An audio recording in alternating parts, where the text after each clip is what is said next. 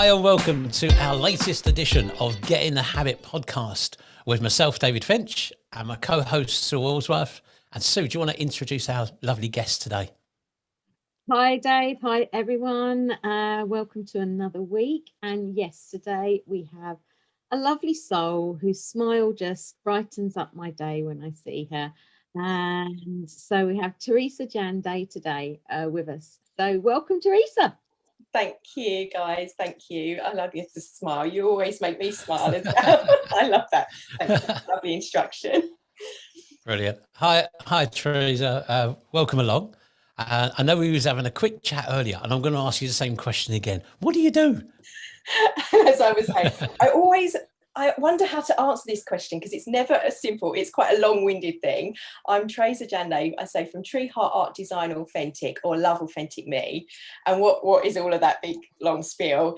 Basically, I teach people to connect to their creative self or their creator self by doing lots of creative things like meditation, mindfulness, but art therapy, movement, just expressing like an artist would.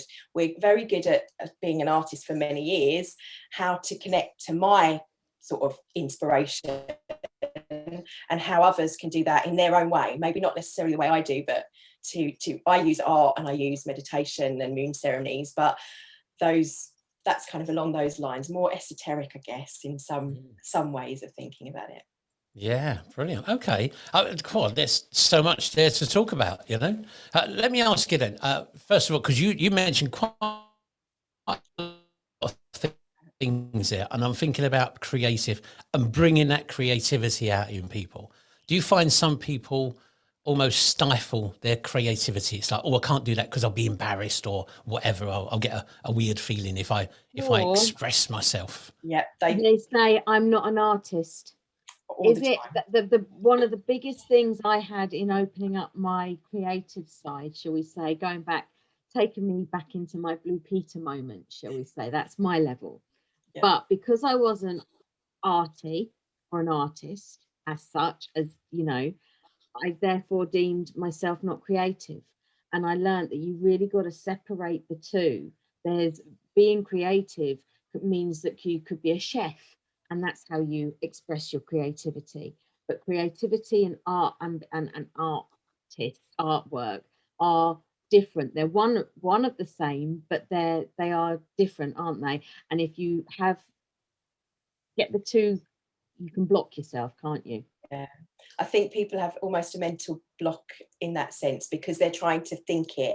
And I'm not saying that there isn't art that is conceptual and art thinking, but I like to get people to go to the heart more, to express, to not think about it, and just do it to express that. That's one of the things that I love to do is play and to make it fun and to bring that side, like the kids, getting back to, like, my dad always called it finger painting. Oh, you're doing your finger painting with the college. But actually, it's that flow of just letting go and just being more freeing.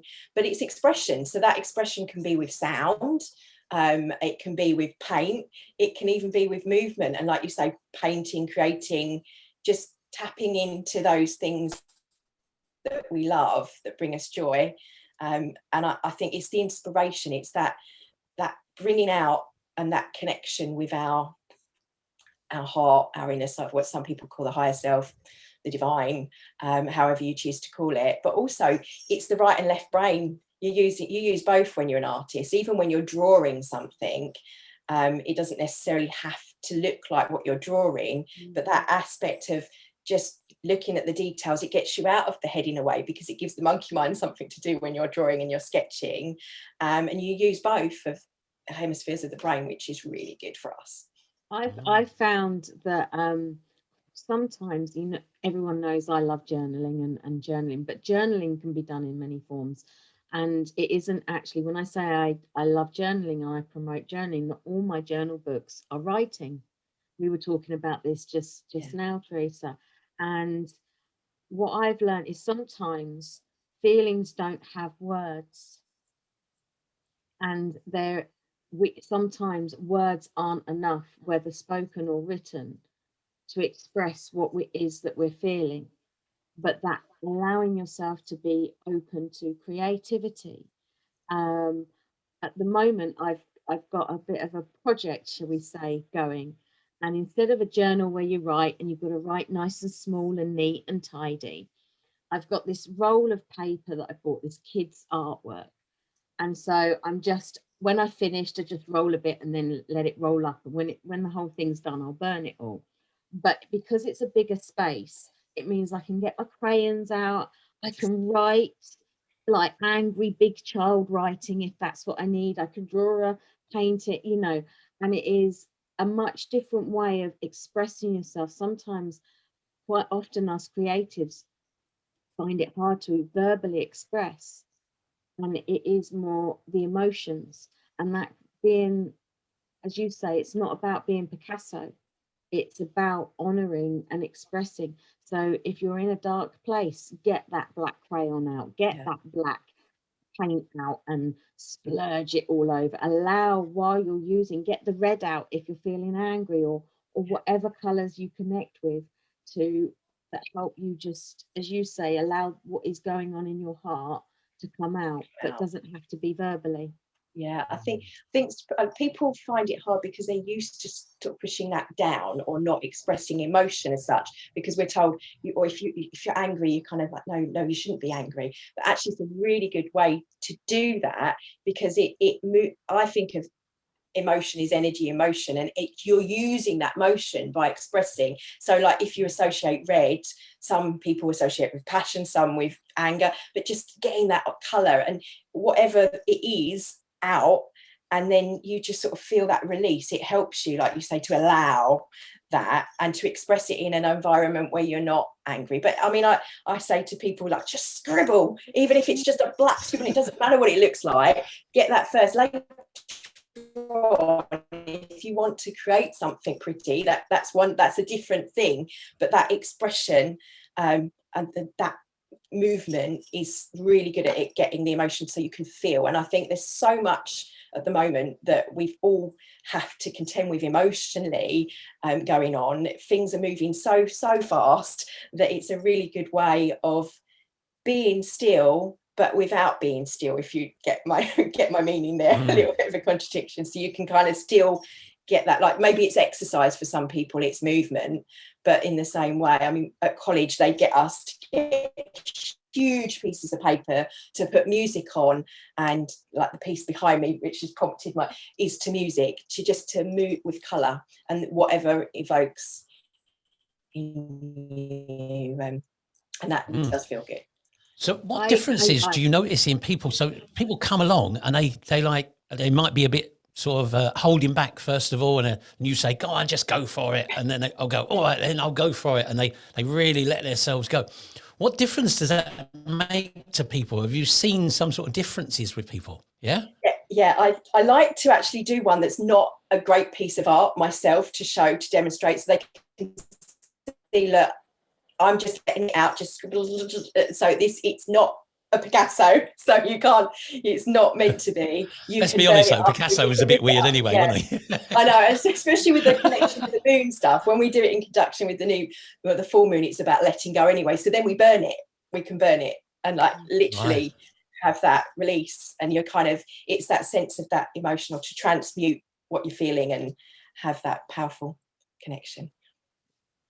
Yeah. Why do you burn it afterwards? What's the significance of burning it? It's because we love fire, Dave. We love fire. We're pyromaniac. No.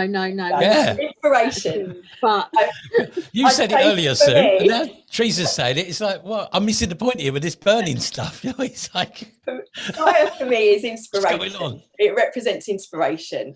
And for me, it's that phoenix from the flames. It's about the contrast, the negativity in our life, creating something in a literal fashion, like you've literally created, and then you're using that to expressing and a sense of ending, I think, for some people, if they're trying to let go, if it's grief or sadness.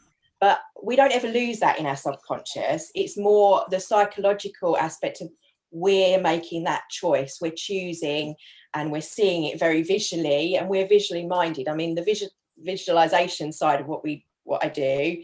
It's the brain doesn't know the difference of us actually physically doing something. I'm sure lots of your listeners would know, to us doing that thing. So seeing it burn in that way it's the way I described when my mum passed to my kids. It's the flame, it transmutes it. I said, Grandma's not gone, she's transitioned, because she's like the flame and the candle. The candle doesn't disappear, that wax, it transforms into the energy of the flame. And it's the same thing, it's transforming that energy to fuel, and this is why I see it as more of an inspiration, a beginning, a new beginning. And obviously the new moons are significant of the new beginnings, and that's why it's for us to set that in our mind. Yeah, I'm that's similar. amazing. Wow. For me, Dave, it's releasing. I burn when I want to release. Whether that's release to manifest, or release the more what I call lower qualities, sort of lower vibrations of quite often forgiveness letters. I will burn forgiveness letters afterwards, because they're not something I need to hold on to, because I'm wanting to let go of that story.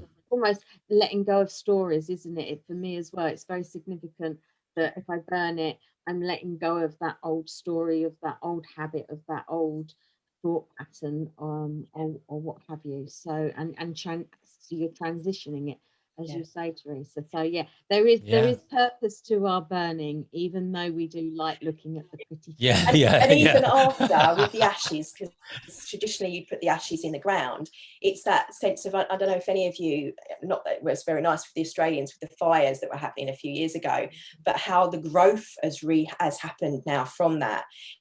It's those moments, it's symbolic, say, of Phoenix, as now that whatever it is you're releasing and you're letting go can now be a growth for you to evolve in your life, or to evolve where you're moving from. But also it's you're then giving back to the ground itself is replenished. And I think of it, not very nice analogy, but manure, because the crap in our life is what actually helps us grow. And that helps fertilize the next step. And actually, farmers do spread manure on the fields, don't they? I love that. The crap in our life helps us grow. I absolutely adore that. That is a brilliant. That's a really good. I'm going to write that down. Actually, I like that one. Theresa Janday, patent that. That is. There's a piece of artwork there. There's a card in that. There's something marketable in that. Can we rename our podcast? Well, I have to admit, that's not just from me. That's something I've learned from the guy that I watch and listen to, Matthias De Stefano, and who's always talking about that to use that to sort of seed it and spread it around us, almost to charge us up to move forward in our own. And I know, Theresa, that we were speaking just before, that both of us have found ourselves sort of this part of sort of from April, and that you've had a lot of transitioning going on with moving house, and different things. And we both said there's been a low. We've both felt a low, a bit of a depression, a dip, because, as you say, last year, I think people went one of two ways. They either went from zero to nothing, from doing, loads of stuff, to lockdown, not having anything to do, or like a lot of us, we went from like a speed to super speed, to be there for people, to help people, and everything. And every high has a low. It doesn't matter what form of the drug that you're taking comes in, shall we say, whether it's natural or life or what have you. But every high has a low, and I've certainly felt that low. And you said you felt that low a little bit. It's that processing time needed. Yes, yeah. And for me, I used to suffer from depression. I had a year off from college, so it's like that old familiar shadow, and knowing that side. Matthias encourages us actually to go to that for our shadows, or a lot of us call our shadow self, the deeps of that. And I lost my cat on the 14th of June. And I look at the astrology as well. It was quite a significant day in my chart this year, all of the things that are happening. It said shock on that say shock and surprise, and obviously that was a big shock for me.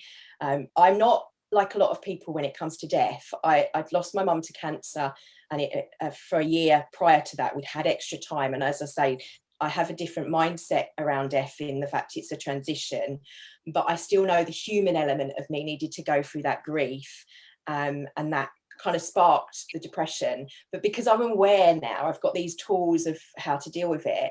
One of the things I've been learning on this path with the I am is to not actually to think I've got to be happy all the time and like on those highs, to actually honor when we're in the dip, because it is up and down. It's a wave, isn't it? You can't be up all the time or down all the time. That's when there's an issue. But when you are up and down, and when you're in and down, knowing this too shall pass is the famous saying, but actually allowing that to flow. But it's like I keep saying, it's a delicate balance of allowing the emotions still to come, knowing well, I'm in a dip at the moment, and that's okay. It's a process. It doesn't mean that I'm not a positive person, and I consider myself to be quite so, but to still not think I've got to be positive all the time, still allow it to shift through me. They say that these feelings, feel it to heal it kind of thing, but not let that be my set point. We talk about the dial and that resonance to be my set point of where I am and to stay there. So it's a subtle dance of allowing the emotion to come when it needs to come, to cry when I need to cry, know that, okay, today I feel like I need some time for me, or a month or a week, however long you need to process things. And I think what Sue said, it's like we've had so much to process. Things happen so fast now. Change is like a constant, it is constantly happening, so we don't have that time to process, and we need to kind of even almost allocate it, and such for the I am path this whole month is allocated to allowing that. And that kind of happened divine timing with what was happening with Shui, for me to allow, Shui was my Egyptian Mao, to let go, to kind of address that I'm okay to still feel, if I need to cry, to do the 5, 4, 3, 2, 1 when I wake up sometimes, and express that and speak about it, make it so it's not a taboo. A lot of people hide it, don't they, or they think of it as shame. And I watched my mum for years and years deal with depression, manic depression. So I kind of, some of that was learned behavior, and some of it was like, no. And that's what got me into meditation and mindset, was really watching what she'd gone through, to coming out of that, so that I could come out of it after the year at college and know that actually it's okay. Our mindset's really important in how we view ourselves. And, I like what you said, it is okay. Theresa. I like what you said when you said, you know, especially like yourself, had depression. No, depression's sort of like my shadow friend, and over the years, and it's remembering that when we're in that low, that, like you said, just because I'm in a low does not mean I can't lose sight that I am actually a positive person. That's just actually how I'm feeling at this moment, but that doesn't change who I actually am. It's just a moment. It's like I'm depressed. What you're saying by saying I am depressed is that is who you are, and you are not depression itself. And so we have to say in the last few months I've experienced depression. I will own up to that. And it's like you, I've had to hold on to that. Well, okay, I'm experiencing depression, but I'm still me. I'm still actually Sue, the smiley person underneath it all. It's just that this moment in time, these are the feelings that I need to feel in a positive way. So I'm still that positive person, but not necessarily outwardly. Does that make sense? Yeah, it's definitely a process, I think. And if you've suffered like Sue and I with depression, I'm sure many people have, I remember when I didn't understand all the stuff I know now, looking back, I would think, oh, you know, felt like it was there no ending. But now it's different. It's almost like that is my part of me, but it's just not me. It's an aspect of what can happen, but actually it helps me to understand that those feelings are not, like Sue just said, not us. They don't make, our emotions are not us. They're just energy in emotion. I think of them, it's like moving around, and that's why I sort of say I need to tune and that subtle difference. But at the same time, it's really important, whatever you need to feel, you need to feel it and let it move, to move it quickly, because if you don't, then that's when it gets stuck, and that's sanitary, not moving, and hard to get back up. But I think of it as pressure, like depression, like a depression pressure. It's those pressures can create that. It's just a natural process of that. We all get depressed. Yeah, definitely. Yeah. We're coming towards the end of our podcast, Theresa, and you've given us some amazing information. But I just want to, we're called Get in a Habit. So let's get a couple of your habits of what you do, how you get into the habit of doing what you do. So can you share a couple of those with us? Yeah, I'm sure. When I wake up, gratitude. Before I open my eyes, I try and think of what I'm grateful for. Big. I know Sue's big on gratitude as well. So, but the two things that I've been doing more recently is because I needed to connect with the body and the mind, and as well, is the Wim Hof breathing, which is sort of breathing in and then holding the breath, so it increases the lung capacity. But more importantly, it's that breath work first thing in the morning, because it gets the brain just not thinking. I'm just focusing the mind. And I do Qigong, which is sort of a movement as well. So I'm moving my body and I'm focusing again on the breath. I try and have something healthy in the morning. I'll have this beautiful this is a matcha bowl, but I was regularly having cacao, but it's more about the ritual of having that, or having a green smoothie, something for me that's healthy first thing. So that kind of, all of those things aren't every day all of the time, but those are the things that if I tick one box, I try and do one of those things first thing. And they help me, and try and doing them early. And everyone's like, well, maybe you don't have time. So my habit is to do it after the school run. I have a day, like an hour before I do my chanting in a group that I attend. And that hour is like my power hour. Between running off to do the school run and doing those things, I kind of do that, what we call, you say habits, but I tacked it onto after the school run. So then that's my sort of putting it with another one, stacking habit. Yeah, we've quite often said don't tack some things onto what you already do, so that you're not having to really stress about where am I going to fit this in, and to make this habit. If you tack it onto something you already do, it's a win-win, as they would say. It becomes easy. And I don't berate myself if I can't do them all. I always try and do one. That's whether it's to breathe, whether it's the Qigong or the smoothie. I'm taking that time for me in the morning, which is probably the thing that they all do, to take time to connect to me.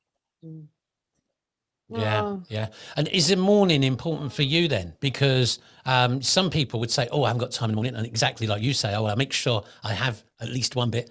Could someone do those habits in the evening? Yes, definitely. And on the days, I do try and do that in the evening, but as I say, as sometime throughout my day, I've got, and this is something that's quite handy, folks, for you. I've got an alarm on my phone that goes off 3 times a day, just vibe check. And literally, it's just for me to remind me, even if I switch it off, I'm going to take a minute. And it can be 30 seconds of just breathing, and to breathing through my nose and out through the mouth, just to remind me. And before going to bed, I try and I have a meditation that I go off to sleep with. I used to journal, and I tend to, when I put my kids to bed, I'll ask them what they're grateful for. I do tapping with them, and their mummy, can we do the tapping? And they've got like a little rolly thing. It's just a little oil that now I put on them. So when we do the tapping points, we do that.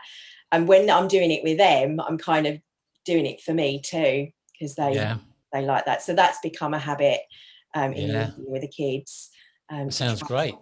And it's getting the kids into good habits as well, isn't it? Yeah. You know, they're seeing you doing it and you're doing it with them, encouraging them to grow with good habits. And I'd say the important thing is, because I started to really get, I haven't done it today and I've got to do, is that if you don't do it, fine, there's always tomorrow. Yeah.